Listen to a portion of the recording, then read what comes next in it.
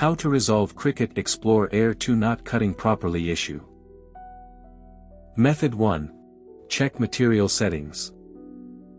Step 1. First make sure that the material settings you've selected in Smart Set dial match the settings in Design Space. Step 2.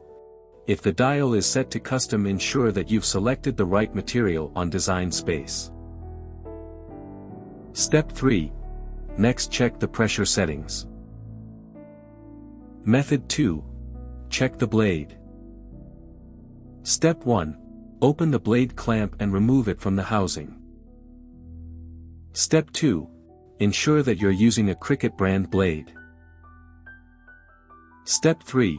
Push down the plunger on the top and check if the blade requires cleaning. Step 4. Roll up a ball of aluminum foil, push the plunger and stick the blade in a few times. Step 5. This will not only clean the blade but also sharpen it. Step 6. Once done, insert the blade back into the housing. Method 3. Check custom material settings pressure. Step 1. Go to the base material settings page and click Browse All Materials. Step 2. Click Material Settings. Step 3. Scroll and click Edit next to the material you're cutting. Step 4. Increase the pressure and click Save.